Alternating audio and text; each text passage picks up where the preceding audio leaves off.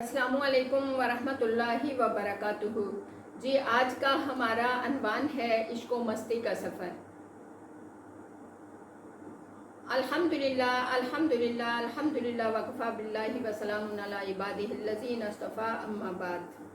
आऊज़ु बिल्लाहि मिनश शैतानिर रजीम बिस्मिल्लाहिर रहमानिर रहीम। जी, इश्क व मस्ती का सफ़र जो है ये क्या है? जो हज का सफ़र है ये इश्क व मस्ती का सफ़र है, जो उम्रे का सफ़र है ये इश्क व मस्ती का सफ़र है, मोहब्बत का सफ़र है। जैसे कोई मुहिब अपने महबूब को मिलने जाता है तो दिल में बड़ी उम्मीदें लेके जाता है, बड़ी आरज़ुएं लेके जाता है। मेरे साथ अक्सर हज पे उनके शौहर उधर थे, बीवियां जा रही थी, वो बड़ी यानी खुशियों में थी कि हमारे शौहर उधर आए हुए होंगे। 2-2 साल ज़ाहिर है शौहरों से जुदाई काट चुकी थी। तो इस तरह की आरज़ू होती है। जो सिर्फ अल्लाह के लिए जाता है तो उसका ये सफ़र बहुत ही इश्क व मस्ती का होता है। असल इश्क व मस्ती कहा ही इसको जाता है। आरज़ुएं होती हैं, बड़ी तमन्नाएं होती हैं कि मैं अपने महबूब से मिलूंगी और मैं ऐसे बैठूंगी कि मैं ये बातें करूंगी और बिल्कुल इसी तरह पहली नज़र पड़ेगी किबला से मैं अपने अल्लाह से ये बातें करूंगी। फ़लाँ बंदी का मेरे पास सवाल है, मैं उसका पहली नज़र में मांगूंगी कि उसका काम हो जाए। ये भी कोई मिलते हैं जो पहली नज़र में दूसरों के लिए मांग रहे होते हैं, अपने लिए तो हर कोई मांगता है। तो मेरे बच्चों, इस तरह की आरज़ुएं लेके जा रहे होते हैं। बिल्कुल मोमिन इसी शौक़ और जज्बे के साथ अल्लाह के घर में उम्रे का सफ़र या हज का सफ़र करता है। चनाचा ये आशिकाना सफ़र है। आपने देखा होगा कि आज के वक़्त में ऐसे लोग कम हैं। हम सिर्फ ये जा रहे होते हैं कि हमारा चक्कर लगा और हम वापस आ गए, अल्लाह आपको मुझे ऐसे सफ़र की तौफीक दे। फिर देखिएगा इसके मज़ा। जो लोग जनून की हद तक मजनून होते हैं, इनको किसी चीज़ का पता नहीं होता, इनको कपड़ों से कोई गरज नहीं होती। वो ऐसे हैं जो कपड़े ओढ़ लिए, बस ओढ़ लिए। चनाचा अल्लाह ताला ने भी हज और उम्रे के सफ़र में हुक्म दिया है कि मेरे बंदो, ये जो ज़ाहिर की ज़ेबो ज़ीनत है इसको ख़त्म करो और बस 2 कपड़े अपने ऊपर ओढ़ लो और मेरे घर की तरफ आ जाओ। जो ज़ीनत के असबाब हैं वो भी अख्तियार नहीं करो कि मैं ये लगा लूँ। ना नाखन कटवाने हैं, ना खुशबू लगानी है, ना बाल कटवाने हैं, ना जिस्म से मैल हटानी है। तुमको कोई ऐसा काम नहीं करना। इत्काफ में होते हैं तो ऐसे ही होता है।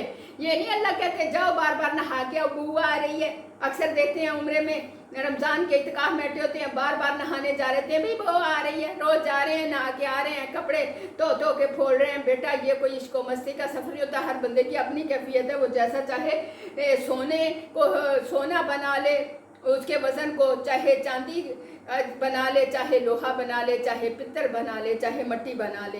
तो ये इश्क व मस्ती का सफ़र आशिकाना होता है। जैसे आशिक अपने महबूब की तरफ जा रहा होता है तो इसको बस अपने महबूब से मिलने की आरज़ू होती है और तमन्ना होती है और किसी तरफ इसका ध्यान ही नहीं होता। वो लोगों से नहीं उलझता, वो लोगों की तरफ मतवज्जा ही नहीं होता। इसलिए फरमाया कि आप जब उम्रे और हज का सफ़र करो तो 3 शराइत तुम्हारे ऊपर हैं। फला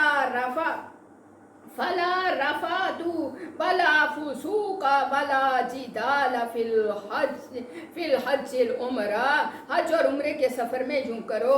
हज और उम्रे के सफ़र में एक तो रफस नहीं करना। रफस कहते हैं जो नफसानी और शैतानी शहवानी मोहब्बतें हैं, इस किस्म का बेशर्मी का कोई अमल, गलत देखना, दिल में किसी के बारे में गलत आरज़ू तमन्ना रखना, इसको रफस कहते हैं। तो मेरी अजीज़, हज के दिनों में तो रफ्स मना किया है। फसूक कहते हैं खिलाफ शरा काम करना मुश्किल, मसलन खिलाफ शरा काम करना, मसलन निकले तो हज के सफ़र पर और फजर की नमाज ही कज़ा, नींद पूरी हो रही है।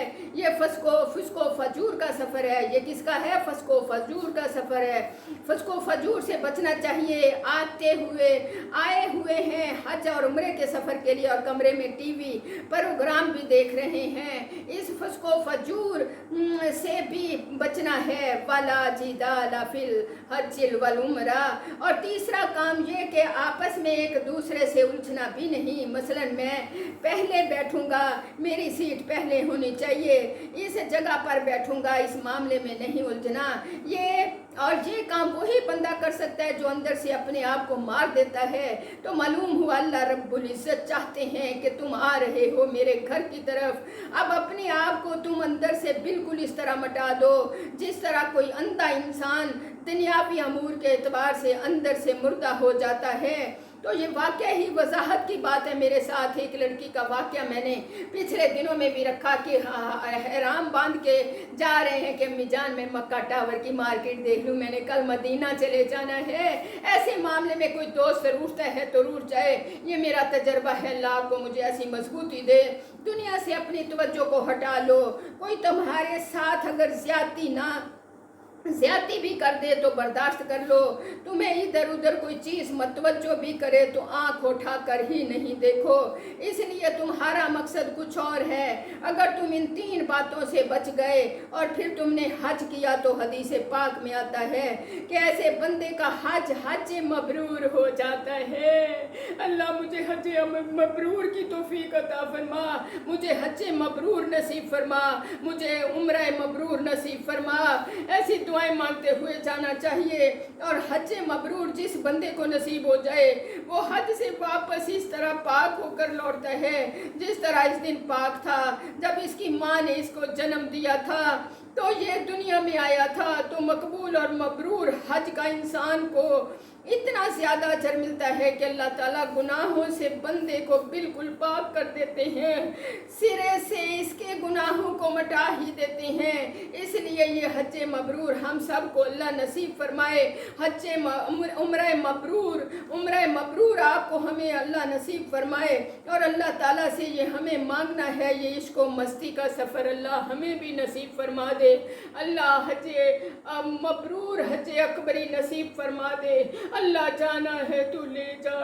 اللہ لے جا. غائب سے تیرے خزانوں میں کوئی کمی نہیں. دنیا میں حج عمرے مہنگے ہو گئے لیکن تیرے خزانوں میں کوئی مہنگا نہیں. اللہ تو ہمیں قبولیت والی حاضریاں نصیب فرما. صرف تیرے لیے عشق و مستی کے یہ سفر کریں. اپنے گناہوں کی دھلائی کے لیے کریں اور تیری محبت سے سینے لبریز کر کر کے نکلیں.